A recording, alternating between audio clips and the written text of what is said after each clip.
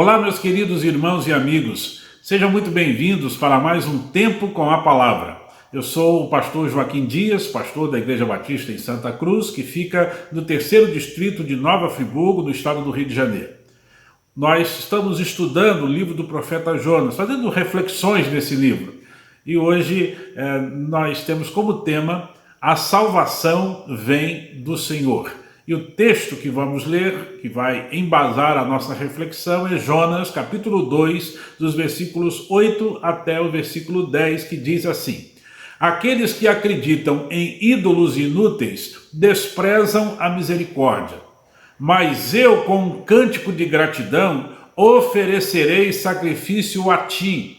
O que eu prometi cumprirei totalmente. A salvação vem do Senhor. E o Senhor deu ordens ao peixe, e ele vomitou Jonas em terra firme.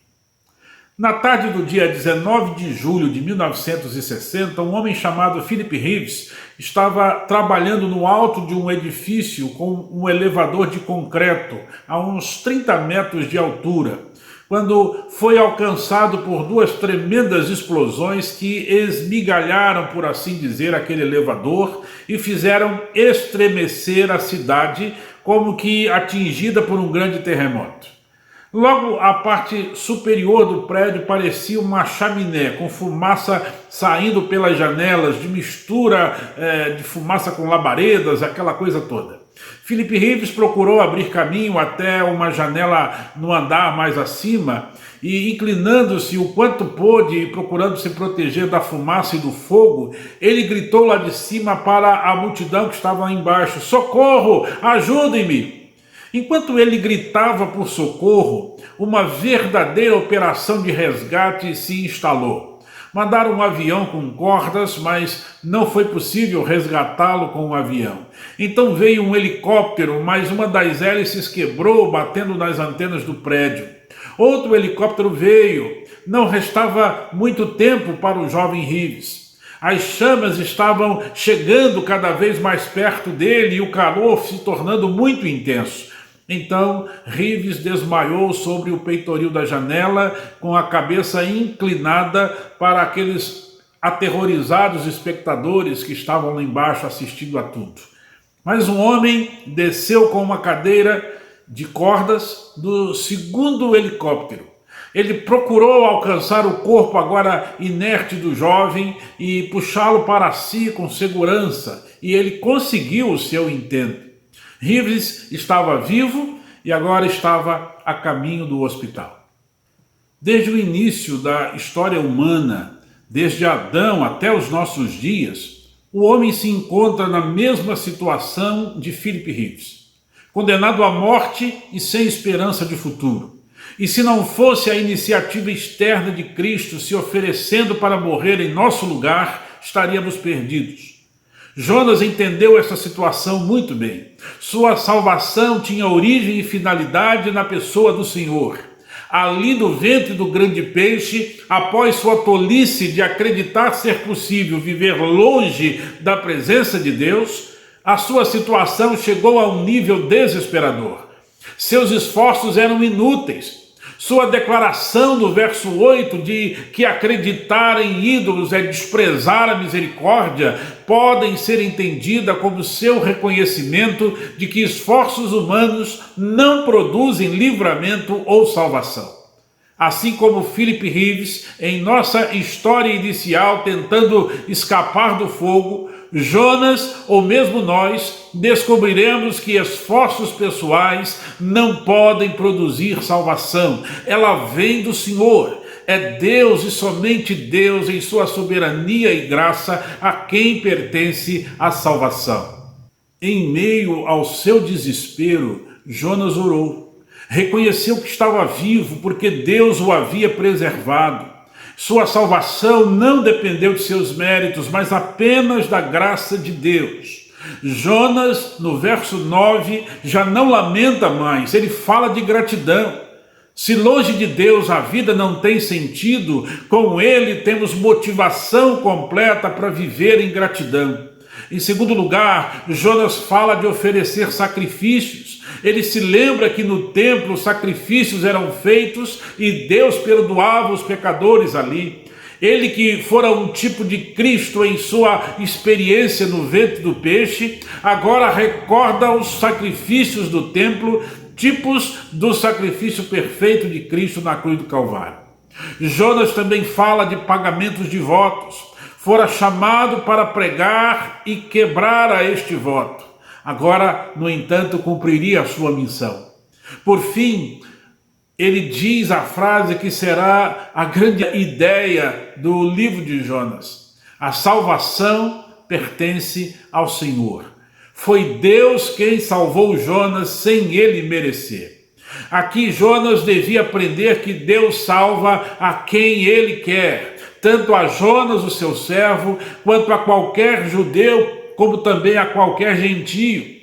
Deus ordena ao peixe que vomita Jonas na praia. E agora Jonas está ali na praia, sabendo que a sua oração fora ouvida e que ele tem um compromisso com o Senhor que deve ser cumprido.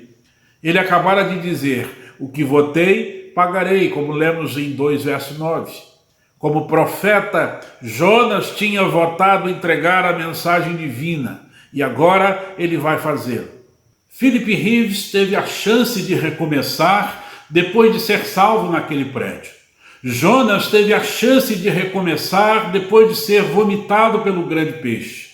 Você tem a chance de recomeçar depois que Jesus morreu na cruz por você e lhe presenteou a salvação, bastando que você se arrependa e creia nele. Veja quantos livramentos Deus já lhe deu. Mas lembre-se, é hora de cumprir também o seu compromisso. Somos salvos para cumprir uma missão. Você já está cumprindo a sua missão? Pregar o Evangelho a toda criatura? Eu quero desafiá-lo a orar ao Senhor e a agradecer a Deus pela salvação que você tem se você já é um crente em Jesus Cristo. Porque Ele salvou a você e a mim por meio da sua graça. Não há nenhum mérito em nós não merecemos, não há obra, qualquer obra que o homem possa fazer para ser salvo. A salvação pertence, vem do Senhor. Lembre-se que aquele que ainda não é salvo apenas precisa arrepender e crer, porque toda a obra foi feita por Jesus na cruz. Louve então ao Senhor por estar salvo por meio da sua fé em Jesus Cristo. E lembre-se que você foi salvo para cumprir a missão de levar o Evangelho a toda criatura, a toda pessoa. Agora, ore também ao Senhor para que Ele ajude você a cumprir o seu compromisso de fazer discípulos de todas as nações. E que Deus te abençoe neste trabalho. Agora, se você está me assistindo e não é um crente em Cristo, lembre-se, não serão dar boas coisas a alguém, alguma esmola, não será fazer boas ações todos os dias, não são essas coisas que salvam você. É a morte de Jesus na cruz do Calvário, é o sacrifício dele no seu lugar, pagando o seu pecado. E quando você se arrepende e crê nisso, e aceita esse presente, essa substituição de Jesus na cruz, você recebe o presente da salvação. Quem crê que Jesus Cristo morreu e ressuscitou, está vivo e o serve e o vive para ele, essa pessoa é salva por Cristo. E eu quero desafiar você que ainda não fez essa decisão a orar, a entregar a sua vida a Jesus, a convidá-lo a morar no seu coração e a viver esse compromisso de amá-lo, de servi-lo, servindo também uns aos outros e à igreja do Senhor. Vamos orar, vamos encerrar esse tempo buscando ao Senhor em oração. Eu quero orar por você que é crente, por você que também não é, mas pedindo ao Senhor que nos fale o coração. Feche os seus olhos e ore comigo. Querido Deus e Pai, te agradeço pela vida das pessoas que estão me assistindo nesse momento, crentes ou não. E eu quero agradecer pelos que são crentes, porque eles reconheceram em Jesus o Senhor e Salvador das suas vidas. Meu Deus, receberam esse maravilhoso presente. Na verdade, o único presente que realmente vale a pena, que é a salvação, a certeza da vida eterna com o Senhor na eternidade, lá nos novos céus e na nova terra, a certeza de contar com o Senhor todos os dias, em todo o tempo, na nossa vida presente nesse mundo.